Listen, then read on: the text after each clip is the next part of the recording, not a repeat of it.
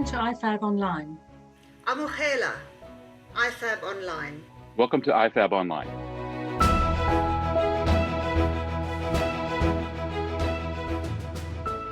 A very warm welcome to everybody to this session of IFAB Online. Today we're going to be discussing fundraising for Africa from US-based donors. It's a great pleasure to welcome our two guest speakers, Annemie van den Heever, Director of Institutional Advancement from the University of the Free State, and Brad Smith, who is founder and CEO of Rootstock Philanthropy. Very warm welcome to you both. How we are going to approach this today is Brad is going to look at the macro context, drawing on his rich experience of working with African charities to build relationships and get support. Annemie will then be looking at her specific experience of how she, as head of development in a number of organizations in South Africa, have worked with US-based donors to attract major gifts and other donations. Brad, if we might start with you. If you were leading an African-based nonprofit and interested in getting started with a US fundraising program, what would you do and why? Thanks, Adrian. So I think the first and the most key successful element for fundraising in the US is really about, I think, knowing who you are as an organization. I think if you are unaware of who you are as a nonprofit, and that means what your key competencies are, your strengths and weaknesses, the individual parts of the philanthropic landscape you're looking to attract, both in terms of the services you're trying to deliver, you're going to have a lot of trouble because the general philanthropic landscape in the U.S. is humongous. So you got to be very precise. You have to know exactly who you are and what you're all about before you come into the U.S. with any sort of messaging around attracting resources. I just call that profound self-awareness. I mean, I think if you start with that, then you are on your way to developing the right case and the right tactics to attract philanthropic investment. And I think if you want to take that a little bit further, you also need to understand who your population of donors might be. There's 380 million people in the U.S. and there's an extraordinary distribution of wealth at the top end of that population. And so, without understanding who the likely donor is to your organization, what is going to appeal to them, geographically, sociopolitically. It could be education, it could be a myriad of specific areas that you're trying to address. Unless you can profile and understand who that likely donor is, I think that's going to make it a challenge. That said, once you develop that profound self-awareness, the ability to understand who you are, clarity of mission and purpose, you're on your way. Thank you, Brad. You're talking about as an organization understanding who you are and being authentic. I think a number of organizations in Africa thinking about the US landscape, one understands there's huge potential there, but how you actually find a foothold in the right place with the right people, with the right organizations. Do you want to say something a bit more about how you overcome that? It can be fairly overwhelming as particularly a new charity. Seeing all this potential, but actually not knowing how to get purchase in that wonderful, rich landscape. Sure. So in the U.S., I think we're blessed with a lot of information that is publicly available, and we also have another sort of layer of professional advisors who are, and these are research organizations that do nothing other than researching prospects or specific markets for philanthropic organizations. So the potential for understanding your market and sub-market or micro market, even depending on the size of your organization, would be a really important step. And what I mean by that is, if you look at 380 million, and then of that 1% population who are really your philanthropic targets, it's still 3.8 million people. And maybe of that, you're looking at almost 1.8 million individual households. And if you look even closer at the data, you're still looking at 260,000 individuals who are classified in the US as ultra high net worth. And that's people with over $30 million US dollars in investable assets.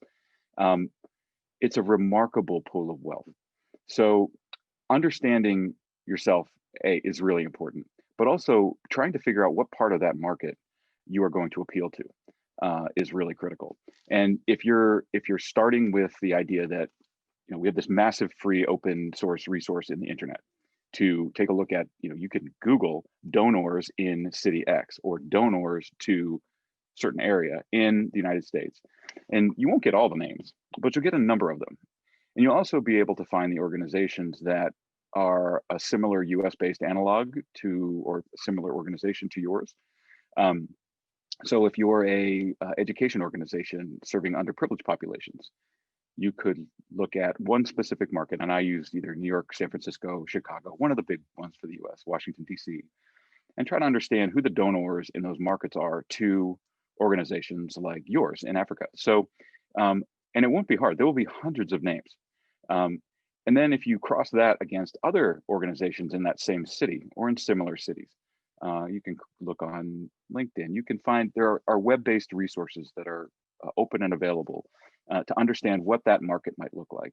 And you can keep that list of individuals that seem to have a sense or a proclivity to donating to your organization on a free spreadsheet online, on a Google form or a Google Sheets document, for example. So that's free. It doesn't require a Microsoft license to use. So you can be very resource sensitive to identifying your market. I think once you've done the basics of sort of wish list of individuals that you found online, I would strongly suggest that you either take a look at that market as a whole, try to understand what it would mean to penetrate that market, whether it's identifying targets for virtual engagement, doing direct outreach through, again, internet, whether it's email or through advertising on specific either social media platforms or industry platforms, if you're thinking of, or engaging a council in the US at a sort of negotiated rate to understand, to help you as an organization understand what's the market look like. And in some cases, again, you're doing some detective work online. You might get contact information for the people you're looking for. It's a very hard, labor-intensive way to get a list of individuals to target, but it is one route. It's very, very sort of simple and straightforward. It just takes a lot of time at the computer, unfortunately.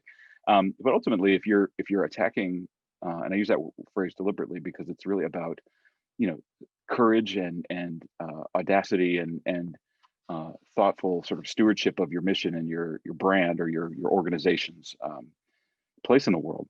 But if you're attacking that list development with intention, I think that's a good place to start. Again, there are plenty of services in the U.S. you can take advantage of to help refine that case a little bit. But I would start, because you can't take on the entire United States, starting with one market is probably where if I were going from scratch, I'd probably pick New York, maybe San Francisco, and because the piles of money in those cities are very large. I mean, it's really quite astounding. If it's hard to, having been in this business now for 20 years in the high net worth fundraising space, it never ceases to amaze me how much money there is in the United States. So that's where I would start. It matches the generosity of philanthropists in the States too. Brad, you've highlighted the importance of focus in the practice of fundraising. Mm-hmm. Would you talk to us about why that is important, especially when raising funds from US donors? Sure. So I think the hardest part about fundraising anywhere, but especially in the US, is being able to block out all the potential donors to your organization from the actual real life potential donors to your organization. And I'll give you an example. If you look at the Forbes 400 richest individuals, and let's take somebody like Michael Bloomberg, for example. Everybody knows who he is. I mean, pretty much. I mean, we know his net worth to the dollar every day. We know where he is, what he's involved with, what he's giving to, and these 500 million to the future of coal, and $1 billion to public health at the Johns Hopkins University. It's all just seems like, well, if I could just get like a little bit of that to my organization, I'd be right on. But looking at that entire list of Forbes billionaires and understanding that each individual is an industry in and of themselves. They have advisors and layers of people that are giving them advice. to direct their charity and their philanthropic activities in a way that is extremely complicated, and unless you know them personally, to unpack. And so being focused to me means not being distracted first and foremost by those lists of really rich people. That may run a little counter to what I said earlier, but understanding your market is very different than looking at the entire market. So when you talk about the United States, and then you talk about New York City, and then you talk about, say, Westchester County or the Upper East or West Side, you're talking about that market being much, much smaller than, the United States, a single state, a single municipality, and a single neighborhood. And to be honest, if you're looking to raise money, it's sometimes helpful to sort of micro target your individual markets in that specific way. The other thing too is with respect to developing like who you are, and you can't state enough the need for that authenticity. If you are a 5 or 10 or even 100-person nonprofit, and your stated mission is end hunger on the African continent, it's going to be very difficult to pinpoint exactly how an organization of that size is going to solve a problem of that magnitude. So in addition to focus on the individual prospects that you are thinking about attracting with your message, it's also important to have institutional focus and understand that what is in your control, what are the areas of need or problems I'm trying to solve as an organization where I can really make a difference. Because on top of focus, authenticity, understanding who you are, the trends in the United States, and I think globally, but especially with the rising sort of next generation philanthropic class in the US, is accountability. So ability to deliver on the things you say you can deliver on. So being specific and having focus in who and what you are as an organization, and your capabilities, and almost as important, your limitations, what you can't do as an organization. Though it might be framed as, right now we're unable to do something, but if we had resources, we would be able to do X, Y, or Z. So presenting it as an opportunity for philanthropists to help advance your capabilities. To me, that would be something to another way to think about focus. But if you're imagining your fundraising, your external operation, as a telescope, as a lens that you're looking to refine so that you can see what you're looking at very clearly, I think it would be important to turn that microscope, a much smaller lens, but an equally intense lens, on your organization so that you understand exactly who you are before you try to go out and target those individuals. Or think about fundraising, even through direct mail or something, but knowing who you are and what you're capable of to me is critical. One has to capture the interest of donors, and being authentic, I think, if I understand what you're saying, is a key element of that. Mm-hmm. Brad, in our conversations, you've often spoken about the importance of an abundance mentality when looking at the US market. Perhaps you'd like to tell us a little bit more about that concept and how important it is. Absolutely. So I'll give a quick anecdote before that I answer the question. So I love working between nonprofits. If I'm representing one organization, I love collaborating with another fundraiser at another organization. Working together, there's extreme logic in that. It's very, the capabilities of one organization are not omnipotent. We can't do everything. So having partners, and sometimes a big brother or sister partner, it can advance both missions in a way that makes 1 + 1 = more than 2. So that is just on the mission delivery side. But if you look at the capacity in the United States, it's staggering. There are 265,000 people in the world who combined, these are the richest people in the world, who are combined control $32.3 trillion of assets. $32.3 trillion in assets. That is unbelievable. That is 32,000 billion. Like, that's just crazy. But half of them live in the US. Okay, of that population,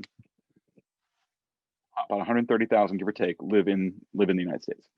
So that is just the richest 130,000 Americans.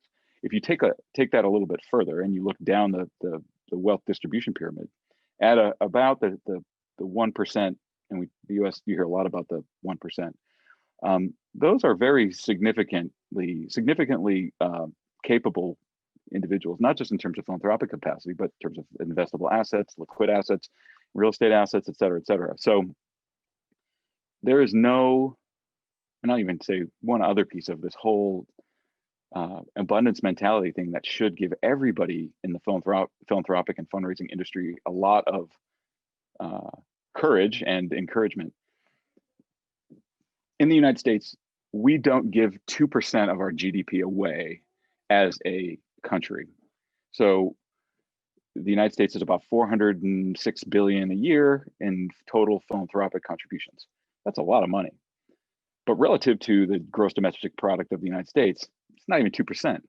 So the generous spirit of the US, and I think we're the most generous nation in the world per capita, still has a long way to go. And the tax code here is incentivized to encourage donations or transfers of assets towards charitable aims. And it reduces, taxable income, reduces the size of the states, and less goes to the United States government. So our system is set up to encourage donations. And even though we're giving away 2% as a less than 2% of our entire GDP every year, again, that's a 406 billion. There's still a long way to go. And if you believe, like I do, that people are genuinely good and want to help people and want to be valuable in solving problems for people who are less fortunate than them, then it should give you a lot of courage as an organization. It's tons of money. It's generally a genuine spirit, and that spirit has a long way to go. Thank you, Brad. I think in terms of an abundance mentality, would you want to say something about internally in organizations, something about increasing the size of the cake rather than seeing the cake as a single size? Sure, absolutely. Yeah, and again, this is what is really important, I think, to recognize is that within your individual country or neighborhood, you're not the only one delivering services, right? You are, again, depending on the size of your organization and all the focus on your mission and what you can do, once that's all understood, let's say your organization is capable of impacting 5,000 people. Let's use a round number. And there may be an organization in your area or in your country or adjacent to you that has a similar mission, might have some overlap in the population you're looking to address, in itself can impact 5,000 people. Let's say the overlap's 2,000 and make a nice round number. So you're each collaborating already on 40, that 40% of your population. You each have 2,000 persons that you're trying to, or types of person you're trying to address with your philanthropic mission. But together, you're looking at, let me do that math. I think that's 8,000 people. And with that, you have the logic for collaborative work with another charity in your market. So if you think about abundance in wealth in the United States and abundance in social capacity to deliver services in your market, finding a collaborative partner and saying together, let's go into the US market. Let's present ourselves as a united solution to problem X, Y, or Z in our country, and doing all those market identification pieces along the way. Having a partner, especially a willing collaborative partner, can be a great way to amplify your messaging. So again, you are your organization, as amazing and important as it is not the only delivery vehicle for that specific service, unless you're sort of the United Nations or something, UNICEF or something extraordinarily high scale. But if you have a very specific niche market, there might be others that are addressing that market that you can collaborate with that would allow you to make a stronger case for philanthropy. You have to hammer out who counts the beans and who how those donations are split or shared, but I do think it can be a winning message that, and there's we call it the logic of collective action. So there's a lot of that here in the US. Brad, if your fellow or our fellow IFAB participants could take one piece of advice away from you about raising funds in the US, what would that piece of advice be? I'm torn between being bold and courageous when you're asking for support and never apologizing because your mission is important. Mm. To remembering that you are fundamentally there in a conversation with a donor to have a dialogue and really listen to what that donor cares about. So if you're really listening and never apologizing for asking, I think you're doing pretty good. Excellent. Brad, thank you so much. So raw authenticity, focus, braveness, courage, and believing in the generosity of the United States and finding a foothold through focus, authenticity would that be a good summary of that summary? What you've said? I think we could have had about 35 seconds of conversation, but that's about the perfect distillation of it. Adrian, nicely done. Thank you, Brad. If we might move to Anamir now. Anamir, you have an extensive track record of experience at senior positions in universities and charities in South Africa. If you could tell us, I think, as we've spoken about, getting a foothold and having the courage to go into a market like the USA is perhaps the first step. So perhaps you'd like to tell us about the first major gift you raised from the USA, what it was for, how did you identify the prospect, how did you steward and ensure further support from this donor over the course of their engagement with the university? Thank you, Adrian. Firstly, I think it's really important to say that I have never raised funds by myself. So it's not a question of I raised. And it's always a team effort.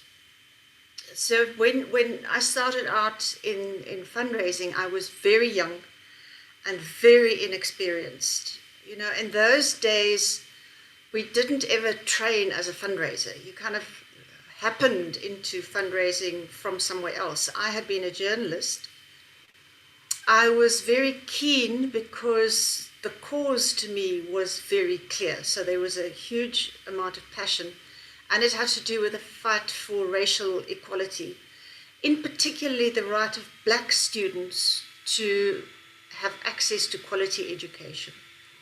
So I was at the University of Cape Town working with the very visionary Vice-Chancellor, who had very deliberately set out to cultivate relationships with corporate South Africa and as well as key international funders, particularly in the UK and the USA.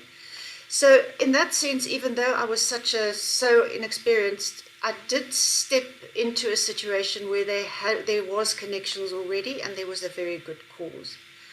Also, the Vice-Chancellor had the ability to take his colleagues with him and in this build a very strong team.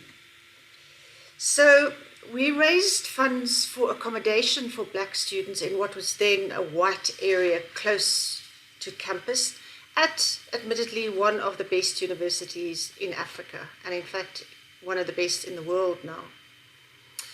But in fundraising terms, it really was a baptism of fire. I didn't even know in those days what a proposal was. And donor requirements were very, very rigorous. So I hear what Brad is saying about there's lots of money out there and so on, but you really do need to know your donor, what the requirements are, and we spent a lot of time on that. Also in discussion with them. We had passion, we had commitment, we also had local support. And I think that's very important too, that you can show that within your own country, there is support for what you are trying to achieve. And of course, a really good story to tell. So we did it, and the university did such a good job in managing that project that it could go back for further support in later years. And in fact, that particular foundation still supports the University of Cape Town to this day. So early lessons for me then included the fact that leadership really matters. Internal and external relationships matter. Very often when we start a fundraising plan for a particular project, it's good to sit the project leaders and the project team down and to say, now, who do you know? The people that you know, who do they know? And sort of starting at home, mapping those relationships, and in the end, you often find that your prospects may well be delivered in that particular conversation in that room. So it's also very important. Then, of course, your cause must be compelling and just. You also, Brad made a very good point. You need to be able to deliver. So don't set unrealistic expectations or make promises that you won't be able to keep. Rather focus and rather talk about, in realistic terms and authentic terms, what you will be able to do. It takes hard teamwork and tenacity. And I believe these are very basic lessons. It's not just relevant when you're fundraising from abroad. It's relevant always in any particular situation, fundraising situation. The upshot was when all these things come together. In this particular case, this donation was enormously inspiring, and it demonstrated the transformational power of giving. So begin with the end of mind. Gifts can be transformational. And this gift certainly was one which had huge impact, not only on the individual students' lives who are now able to go to a top quality university, but also in the politics of the day. So yes, I'm very proud of that. I'm very proud of the team that achieved that. But as I said, it was a baptism of fire. Thank you. Thanks very much, Anna-Mia.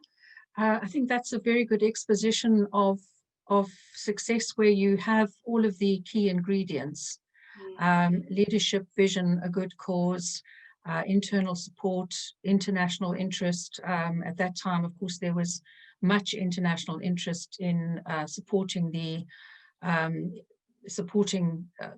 equalizing the injustices in South Africa.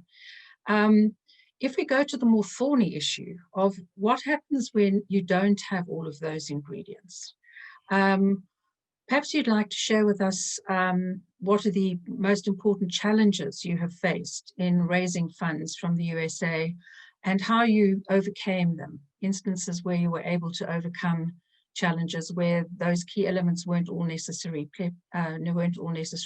present. Okay. In the first instance, there are always people who say it's not possible. You know, the naysayers. It's not possible. It's too much. It's hard. It's hard work. It is hard work. So it is that belief that it is possible. And Brad has just given a fantastic expose about the market in the United States, which shows that it is possible. So it is not giving up on it and discounting the naysayers. Once you get going, though, it is then managing the high expectations, because there's also the thinking that our salvation lies overseas, our salvation lies abroad, and people abroad, in some instances, there's also the thinking that they owe us. So managing those expectations is very, very important too. I think also, and perhaps most important, it's feeling voiceless and feeling invisible. And I say feeling because it's not always reality. You can build voice and visibility. So carefully crafting a presence is important. The very, very most important is to be authentic and to know why you are doing what you're doing. So it's not just what you're doing, but what are the fundamental reasons why you are doing it. and applying and asking and refining a case for support that is simple, authentic, and powerful, and that you can amplify and bring to the attention of a potential market. I think those are keys to overcoming some of those challenges. However, I must also say, you're not going to win every time. So it's also, don't take failure personally. I think it's also another good lesson. Thanks very much, Anamia. I think there's a great phrase working with entrepreneurs, is that you have to fail quickly, and successful entrepreneurs fail quickly. And I think one of the lessons that you're alluding to is that I think that's the same with philanthropy. And sometimes the fear of failure can become an obstacle, and you just have to understand that you have to fail quickly and move on and learn from the failure. Yes. Thank you, Anamia. If you were, again, I'm going to round off by asking you the same question I asked Brad.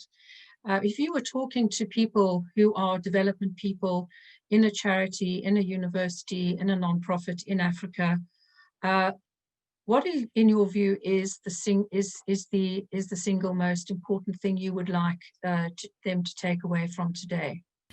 So Adrian, yeah, you're asking me a very, very, very difficult question, saying what one tip would I give. So here I've actually listed a few, and I would like to run through them. So it is those fundamentals of fundraising, which hold for wherever you are raising funding from.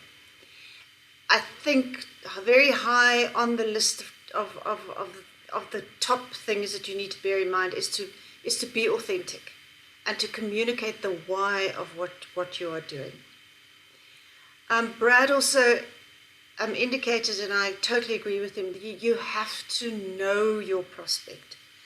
The research that you do might take a while, but do it and do it over and over again. There's always something new.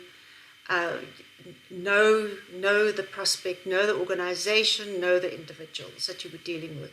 Two key things also top of my list is tell the truth. Even if you don't succeed or even if things go wrong, tell the truth and keep your promises. And when much of the fundraising abroad that we do would also be response to proposals and calls for proposals. So it is to keep to the letter of what is required and meet those requirements, as I said, to the letter. If a call for proposal says you have to state your case in 150 characters, including spaces, that is what you do. So keep to the letter of that. I do want to refer to COVID. In this time of the COVID pandemic, the world has changed fundamentally, as we all know. And the change has been very quick and affected almost everything.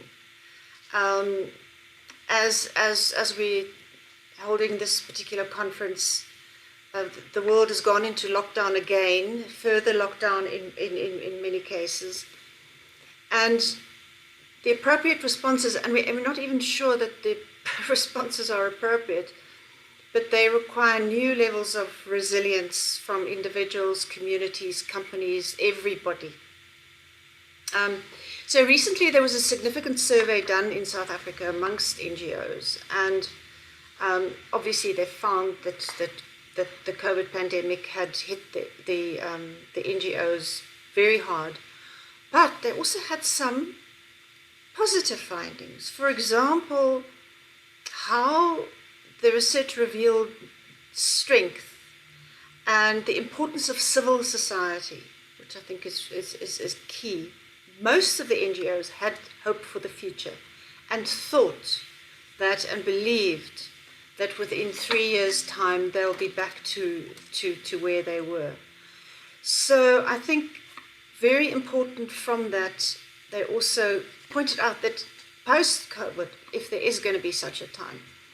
What Brad also mentioned is partnerships are going to be key. So to work with another organization, with government, to achieve what you want to achieve, I think is going to be really, really important. I wanted to, Brad, if I may, just touch base with you. I think Annemie has raised a hugely important issue, which is, of course, COVID. How has COVID changed the way US philanthropists see the rest of the world? Because clearly the USA has been quite badly affected by COVID.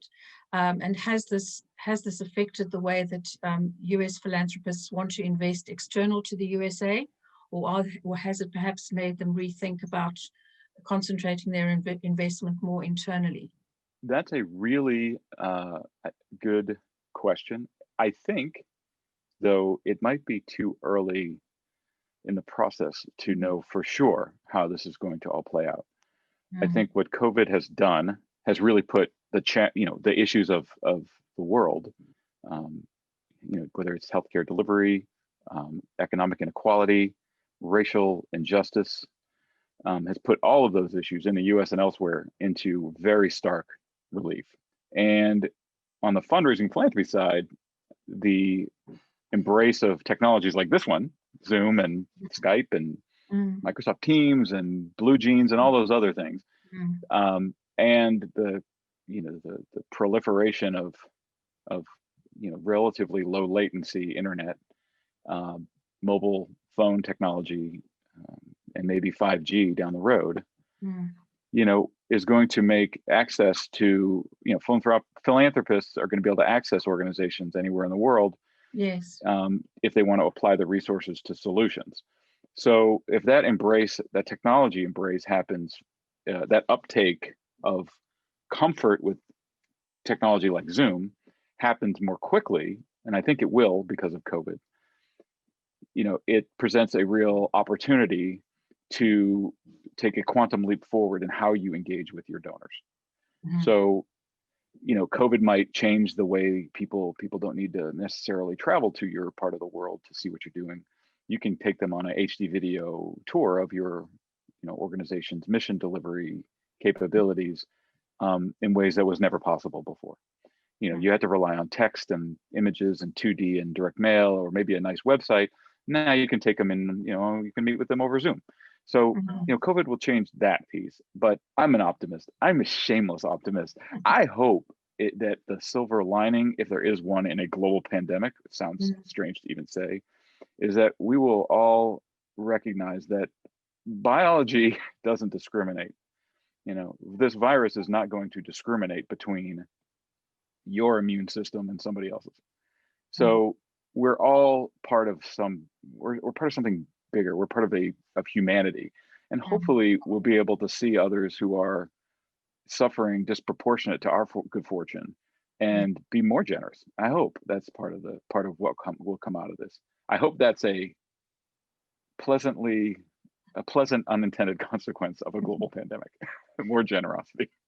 Brad, in that spirit, I also think that development people, those of us who do raise money, we know what the obstacles are, we know how hard it can be, but we're also very, very willing to share. So we are there for anybody listening. We are there if you want to reach out, and if you want assistance, if you just want to have a quick conversation. The slides are going to be available, and if you want to reach out and connect with Chaplain York Connect, then you will have access to materials and also our contact details. So please do that if you need to have more positivity and more optimism. Thank you very much. Absolutely. Well said. Thanks very much, Annemie. I think there will be an opportunity for question and answers from people who are participating in this session. And Brad has mentioned a number of prospecting sources, which Brad, I understand you're going to share on Chaplain York Connect. So Absolutely.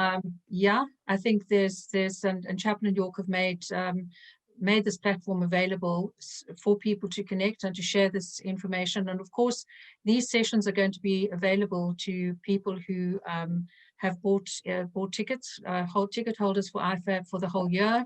So that is a process by which people can dip in and out of these. And as questions arise, you may find that people will be contacting you throughout the year. So thank you very, very much. Thank you for the messages of boldness, passion, belief, understanding your mission, why you exist, and capturing the interest of US donors through remaining constant to those principles. Thanks, Brad, again. Thank you, Anamia. And thank you, participants. And we look forward to engaging with you over the coming year through our platforms and with any questions you may have. Thank you.